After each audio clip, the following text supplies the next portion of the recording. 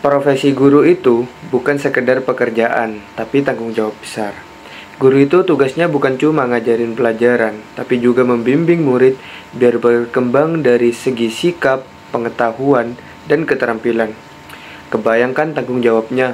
Nah, karena itu para guru butuh tempat atau wadah buat saling mendukung dan bekerja sama mencapai tujuan. Disinilah organisasi profesi guru hadir. Kalau kita pecah istilahnya, organisasi itu berarti kumpulan orang yang bekerja sama buat mencapai tujuan tertentu. Profesi adalah pekerjaan yang dilakukan dengan keahlian khusus yang biasanya didapat lewat pendidikan formal. Dan guru yang pastinya kita tahu, orang yang tugasnya mendidik dan membimbing murid. Jadi, organisasi profesi guru itu adalah perkumpulan orang-orang yang berprofesi sebagai guru buat bekerja sama mencapai tujuan pendidikan bersama. Organisasi profesi guru itu tidak asal berdiri loh.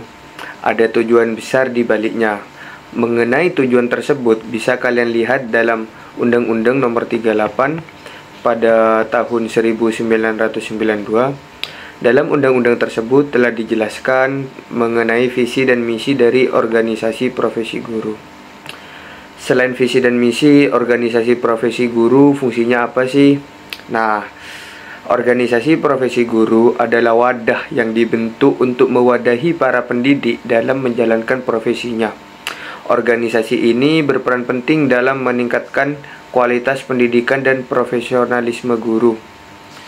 Nah, untuk fungsi organisasi profesi guru itu yang pertama ada fungsi pemersatu ya. Untuk fungsi yang kedua ada peningkatan kemampuan profesional. Secara keseluruhan, organisasi profesi guru memainkan peran krusial dalam dunia pendidikan melalui dua fungsi utama yang tadi, yaitu pemersatu dan peningkatan kemampuan profesional. Dengan menyatukan para pendidik dalam satu wadah, organisasi ini tidak hanya memperkuat solidaritas antar anggota, tetapi juga meningkatkan kualitas pendidikan melalui pengembangan kompetensi yang berkelanjutan. Melalui kolaborasi dan dukungan satu sama lain, para guru dapat menghadapi tantangan dengan lebih baik serta memberikan dampak positif bagi siswa dan masyarakat secara keseluruhan. Nah, istilah organisasi profesi guru mungkin cukup asing ya teman-teman. Tapi tanpa kita sadari, saat kita menempuh pendidikan di sekolah, kita sudah dikelilingi oleh organisasi profesi guru. Mungkin teman-teman mengetahui baju batik berwarna hitam putih yang selalu digunakan oleh guru setiap tanggal 25 itu adalah baju dinas dari organisasi profesi guru yang bernama PGRI. Tidak hanya PGRI, banyak sekali organisasi-organisasi profesi guru di Indonesia. Nah, setelah menyimak pembahasan singkat mengenai organisasi profesi guru, mari kita bersama-sama menyaksikan salah satu kasus yang cukup fenomenal di Indonesia akhir-akhir ini, yakni kasus Ibu Supriyani. Kasus ini cukup viral di platform media online ya, di platform media online manapun seperti TikTok, Instagram, YouTube, dan kanal berita lainnya. Mari kita simak tayangan berikut. Menyampaikan kepada mereka, mengingatkan kepada mereka, mereka seperti itu karena ada guru. Ada informasi tidak selama itu? Ada. Kak, saya tidak melakukan itu. Apakah betul sampai melakukan dengan yang kondisi menangis?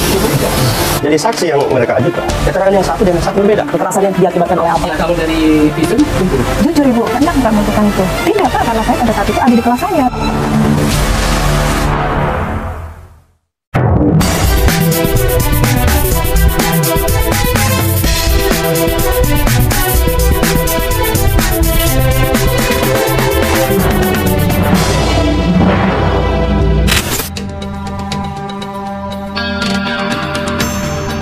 menyampaikan kepada mereka, mengingatkan kepada mereka, mereka seperti itu karena ada guru.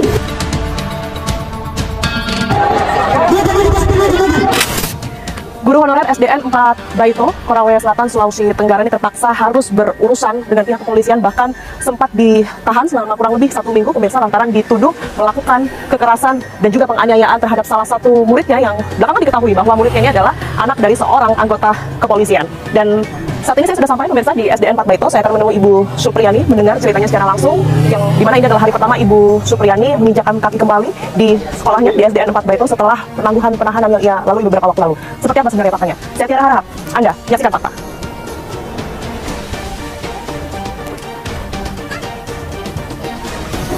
Ibu Supriyani, Assalamualaikum. Bu ganggu, maaf ya dari Fakta TV One. Sehat ya Bu ya? Alhamdulillah sehat.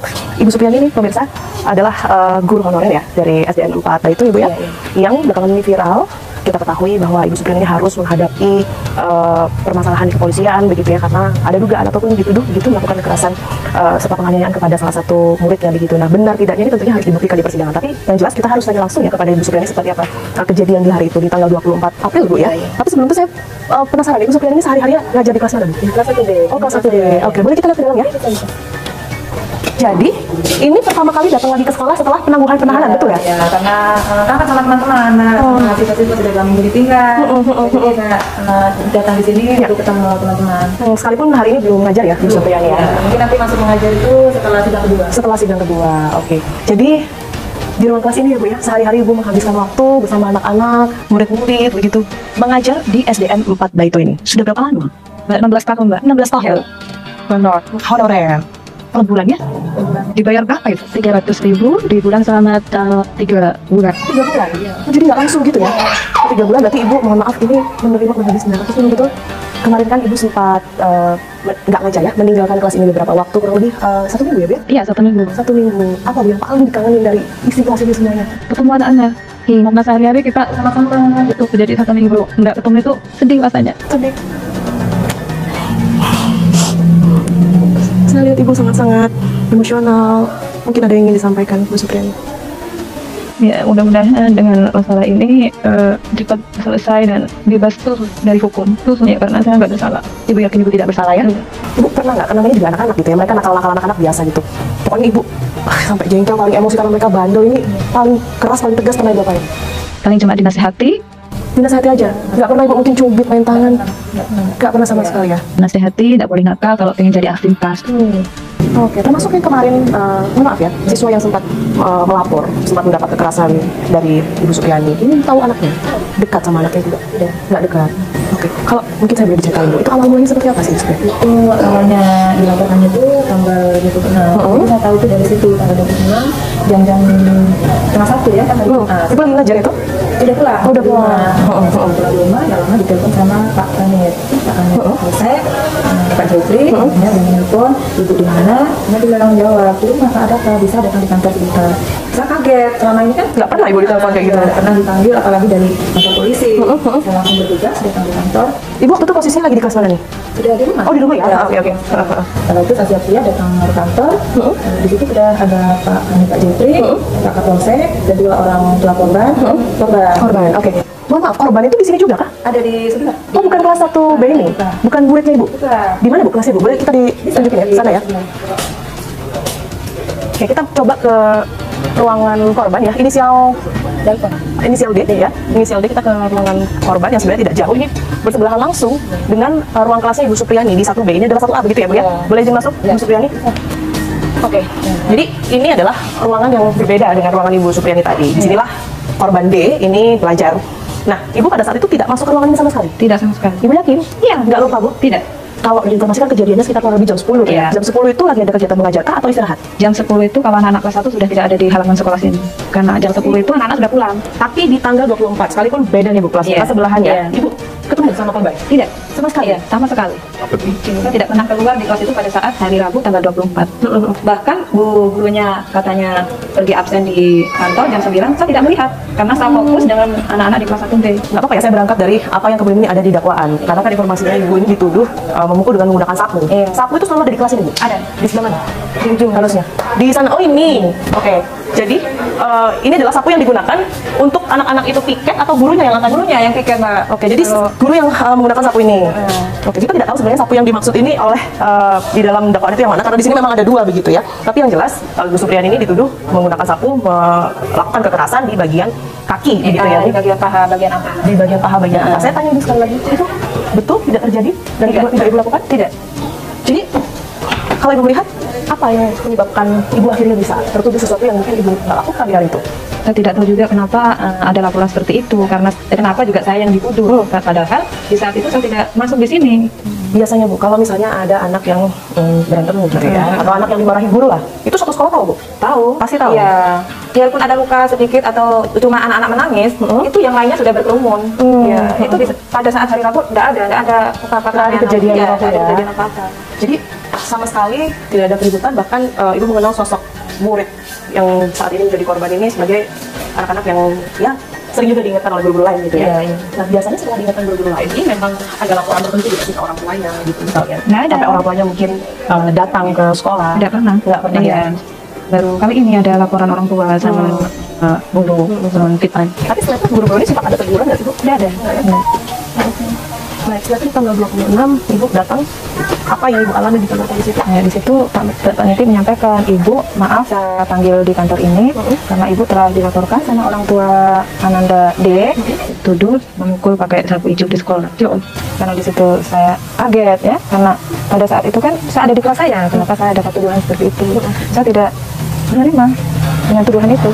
Gimana ibu menjelaskan pada saat itu bahwa ibu sama sekali tidak pernah melakukan kekerasan itu Bu?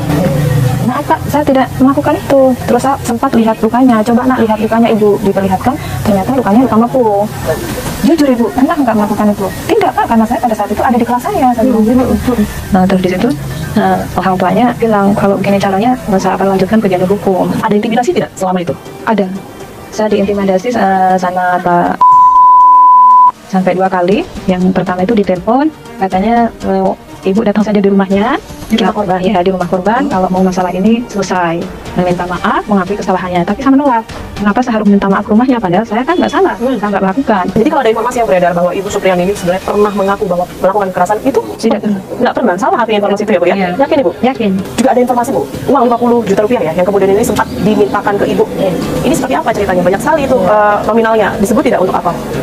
Katanya itu saya dengar sendiri dari Pak datang di rumah sambil mengantar surat panggilan ketiga. Nah, di situ dia mengatakan suami saya yang bilang tuh, bagaimana Pak bisa atur damai atau tidak? Ya, di situ Pak dia mengatakan tidak bisa, makanya saya lanjut ini laporkan ini berkas karena Ibu disuruh siapkan uang 5. Iya, dia bilang 5. Terus suami bilang 5 kecil atau 5 besar? 5 besar. Jadi memang setelah itu Ibu tidak pernah lagi bermediasi atau bertemu langsung dengan Terakhir kemarin tanggal 16 itu langsung ada panggilan di jaksa ya.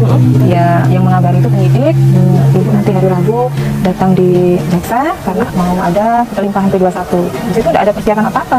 Kalau mau langsung ditahan di lapas. Setelah itu sekitar jam 3 ada pemberitahuan dari jaksa bahwa saya harus dibawa ke lapas. pada hari itu juga. Iya, Ibu langsung ditahan ya. Ibu harus ditahan selama 2 hari sambil menunggu persidangan. Saya lihat Ibu pasti masih trauma di hari itu ya Bu ya.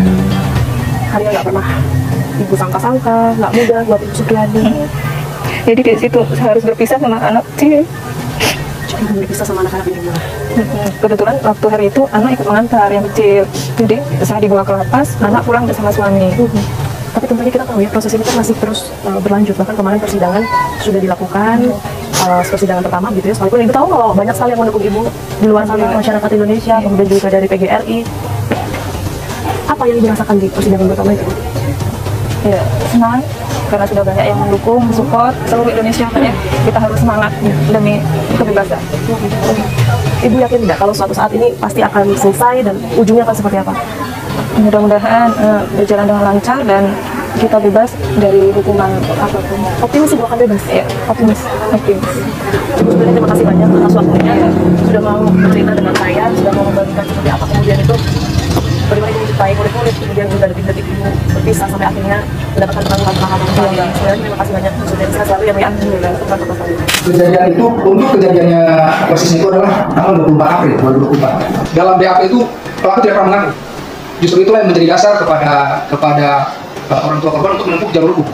Dan dalam 5 bulan itu sudah banyak proses mediasi-mediasi yang dilakukan, baik dan melibatkan banyak pihak, baik dari pelaku sendiri, kemudian orang tua korban, kemudian ada suami pelaku juga, kepala desa, kepala sekolah, seperti itu. Nah, jadi tidak ada pemaksaan dan tidak ada ketika mengakui kemudian ditetapkan jadi tersangka seperti itu.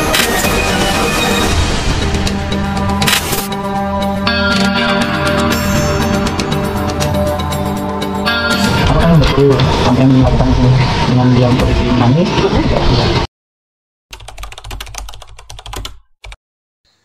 Halo semuanya, gimana? Setelah menyaksikan video tadi, teman-teman pasti sudah mulai mengerti nih, seperti apa sih sebenarnya dan kronologi kasus dari Ibu Supriyani. Jadi, Ibu Supriyani ini adalah salah satu guru honorer di Indonesia yang telah dituduh telah menganiaya muridnya nih, teman-teman. Ibu Supriyani dilaporkan oleh salah satu wali murid karena dianggap telah menganiaya anaknya. Tetapi Ibu Supriyani menyanggah hal tersebut. Ibu Supriyani merasa ia tidak pernah sama sekali melakukan hal-hal tersebut. Oleh karena itu, para guru-guru lain yang ada di Indonesia juga merasa tidak terima karena mereka merasa bahwa Ibu Supriyani ini telah mendapat tuduhan palsu. Sehingga para guru-guru ini turut mendukung dan mengawal kasus Ibu Supriyani ini. Di awal video teman-teman sudah melihat ya, terdapat beberapa para guru yang telah melakukan aksi demonstrasi sebagai bentuk dukungan dan aksi solidaritas untuk mendukung Ibu Supriyani. Nah, disitulah momentum dari organisasi profesi guru ini berperan ya teman-teman.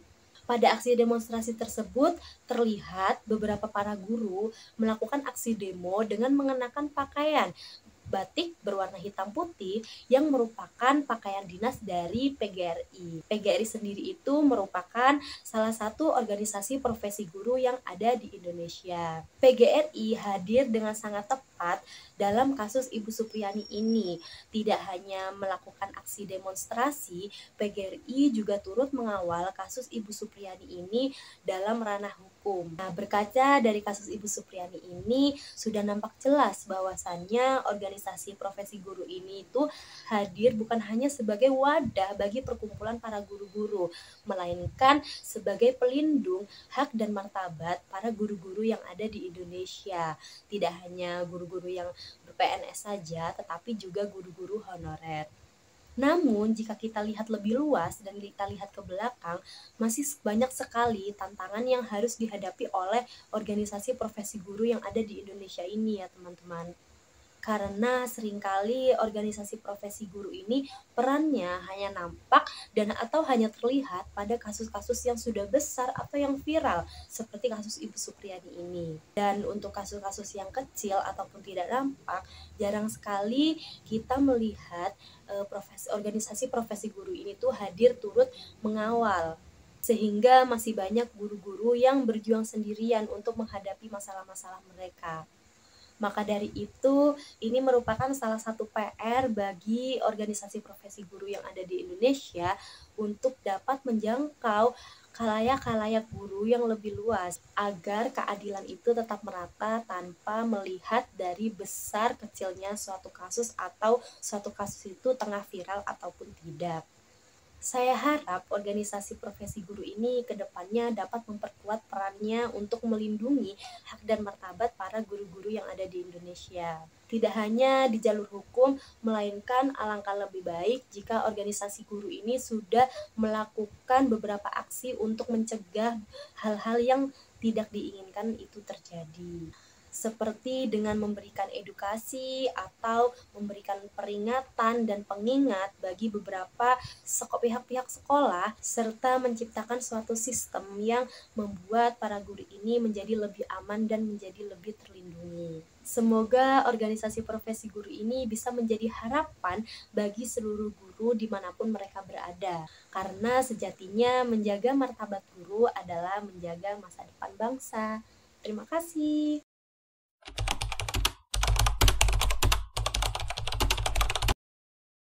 Sebelumnya, apakah saya boleh mengenal Bapak terlebih dahulu? Siap, boleh. Baik, sebelumnya nama Bapak siapa dan dari guru mana? Terima kasih banyak atas wawancaranya. Saya atas nama Bapak Azhari. Ketepatan saya dinas di Kecamatan Bangsal Sari, SDN Badian 3 selaku Kepala Sekolah SDN Badian 2 Bangsal Sari, Kabupaten Jember. Baik, terima kasih Pak. Sebelumnya bolehkah saya memberikan beberapa pertanyaan kepada Bapak? Baik. Yang pertama apakah Bapak mengerti ya apa itu organisasi profesi guru? Organisasi guru itu khususnya yang ada di Indonesia yaitu organisasi yang resmi yang diakui yang ada di Indonesia, yaitu yang bernama PGRI, Persatuan Guru Republik Indonesia. PGRI itu sebagai organisasi yang diakui di negara kita yaitu Indonesia, mempunyai badan hukum. Oleh karena itu PGRI itu sebagai organisasi perjuangan untuk memberikan wadah khususnya terhadap guru-guru yang ada di Indonesia untuk memperjuangkan nasib guru dan juga kasus-kasus yang dialami seorang guru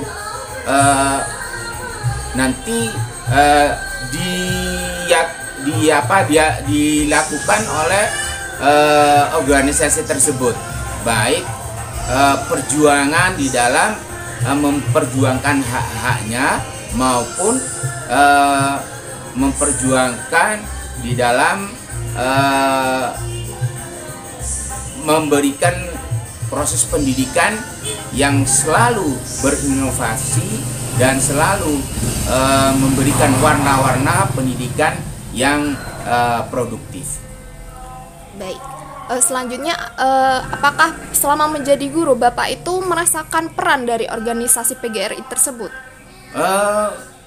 Selama ini saya rasakan peran daripada PGRI itu sangat nampak sekali. Sebab PGRI itu merupakan organisasi yang netral, organisasi di luar daripada organisasi politik. Oleh karena itu perjuangan PGRI itu sangat nampak sekali, terbukti dari beberapa yang dialami guru-guru. Dengan adanya wadah PGRI, maka perjuangan PGRI untuk mengatasi apa yang dirasakan selama ini, baik guru ingin menjadi PNS maupun guru-guru yang mengalami intimidasi baik dari wali murid maupun dari lingkungan umum lainnya. Baik, terima kasih. Selanjutnya, apakah Bapak tahu mengenai kasus Ibu Supriani yang sedang viral saat ini? Saya pernah mengikuti kasus tersebut. Saya sangat prihatin sekali dengan adanya kasus tersebut. Baik, lalu menurut Bapak, apakah PGRI sudah bertindak tepat atau belum?